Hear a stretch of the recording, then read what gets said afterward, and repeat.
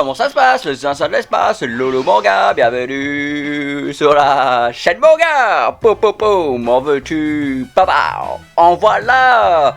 C'est reparti les amis pour un avis manga des familles. Et aujourd'hui avis manga très spécial 1983, les Amigos Hokuto no Ken, a.k.a. Ken le survivant, dans son édition de luxe magnifique, qui n'est plus imprimée, qui était sortie en 2014 et que j'ai acquéri sur Vinted à un assez bon prix.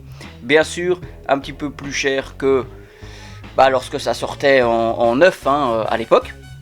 Mais pas non plus à un prix délirant comme certaines personnes essayent de vous le vendre sur Vinted. Faites attention, si vous êtes entre 250€ et 350€, c'est un bon prix pour cette édition qui est quand même en format perfect, qui a quand même une belle fresque décorative une fois qu'on empile ces tomes les uns à côté des autres, qui est quand même doté de magnifiques pages couleurs, d'espèces de reliures translucides aussi sur les jaquettes, même ici, même sur le dos, je veux dire le Hokuto no Ken, on le sent au toucher quand on passe son doigt dessus. Donc non, vraiment une très belle édition. Moi, je suis pas du tout fan de la nouvelle édition qui est sortie de Crunchyroll parce que désolé quoi, mais Tetsuo Hara est un monument.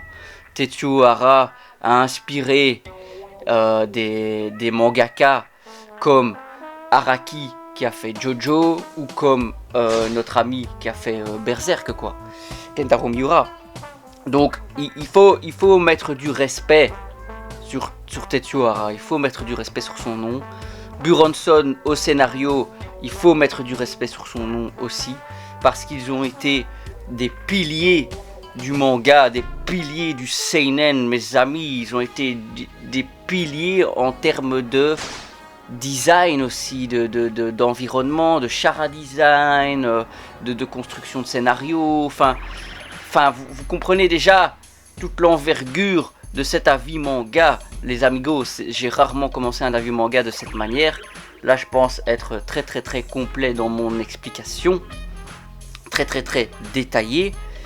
Et très honnêtement, j'avais de manière sporadique vu l'animé étant plus petit, avec cette VF complètement claquée au sol, qui est à ton humoristique. Et on n'est pas du tout là-dedans quoi, Là on est vraiment dans le vif du sujet, là on est dans un univers Mad Maxien, vraiment très hardcore, très dur. Il y a des gens, pardon, j'ai plus parlé. Il y a des gens qui meurent, il y a vraiment des situations tragiques, il y a de la vengeance, il y a des affrontements dantesques et titanesque. C'est incroyable Hokuto no Ken. Je pense que tout admirateur de manga et plus particulièrement de seinen se doit d'avoir lu Hokuto no Ken. Et oui, bien sûr, Ken le survivant. C'est comme ça que ça se passe dans le manga. Et ouais, on est complètement claqué sur la chaîne. Manga News, la rédaction a donné 16,73, les lecteurs ont donné 16,50. Comme je vous l'ai dit, sorti en 83, ils ont estampillé ça shonen. Moi je pense qu'ils sont complètement malades. Mais ils sont complètement malades. Mais il y a du sang de fou, il y a des démembrements, il y a de la torture, il y a des exécutions. Enfin, il y a un moment, wow, on est où? Bien sûr que c'est pas du shonen. Alors, le résumé, la Terre a été consumée par l'enfer des flammes atomiques, asséchant mer et océan pour ne plus laisser qu'une vaste étendue désertique, où la violence règne en maître. Dans ce monde de mort, de sang et de larmes, que se trouve le dernier espoir de l'humanité, messie du monde post-apocalyptique au torse orné de 7 cicatrices, Kenshiro erre à la recherche de sa bien-aimée Julia. Il découvrira bientôt que nul n'échappe au destin du Hokuto Shinken, art martial meurtrier dont il est l'ultime héritier. La légende de la longue épopée du sauveur de cette fin de siècle ne fait que commencer. Purée, ça rime à fond le résumé, j'adore ça, on kiffe ça sur la chaîne. Et oui, les amis, je n'ai pas encore mis mon propre avis sur Manga News, hein. Donc on va lire un avis ici qui a été posté en décembre 2023. C'est l'un de mes mangas préférés, obligé de mettre 20 sur 20. Je ne lui trouve aucun défaut comme Akira. Je me souvenais du dessin animé de mon enfance. J'avais peur en m'attaquant au manga d'être déçu ayant grandi depuis. Je n'ai pas été déçu, bien au contraire. Kenshiro, le héros de la série, c'est-à-dire Ken, est littéralement le personnage le plus cool de la mangasphère. Fallait oser le mélange Bruce Lee, Stallone, un mélange détonnant. L'édition de luxe est évidemment idéale, mais la dernière réédition en date, même apparence, mais en format plus petit, se laisse aussi apprécier. Ne pas hésiter, dans le genre manga baston bourré de testostérone super cool, on peut difficilement trouver mieux. Et vous savez que sur la chaîne, nous, on adore Baki par exemple.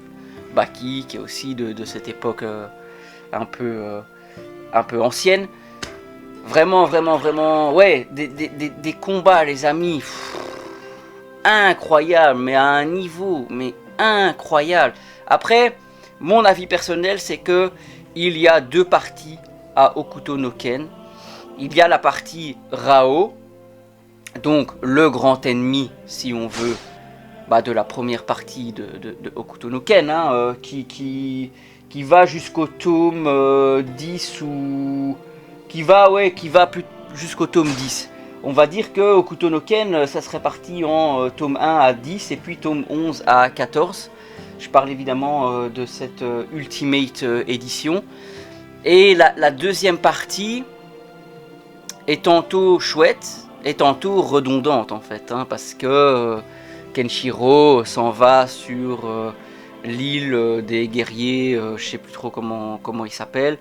Et en gros, le grand ennemi est le frère aîné de Rao, quoi. Donc à l'auteur, il nous fait un peu une bis repetita. Bon, les dessins sont toujours aussi sublimes et les combats sont incroyables. Et c'est vrai qu'on a d'autres ennemis qui ont d'autres arts martiaux un petit peu différents, un petit peu détonnants.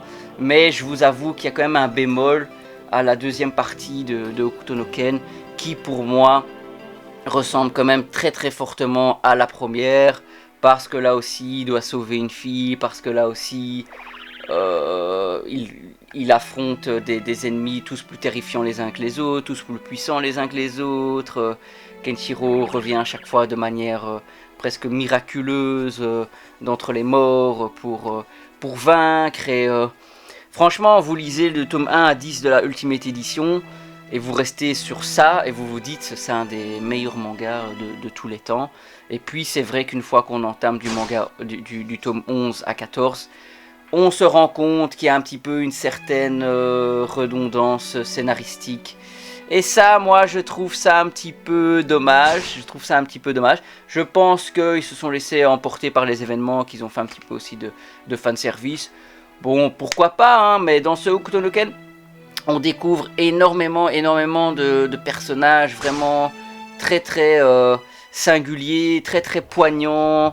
Voilà, je pense à Rei, je pense à Rao, je pense à son frère aussi, voilà.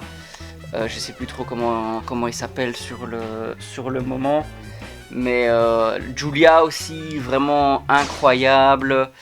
Enfin, et Kenshiro qui est peut-être le protagoniste ultime, quoi. Je comprends que cette œuvre ait eu une telle influence sur le monde du manga et sur le seinen en général.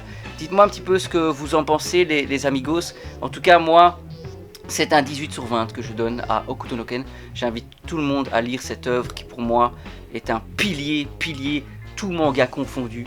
Donc dites-moi un petit peu ce que vous en pensez.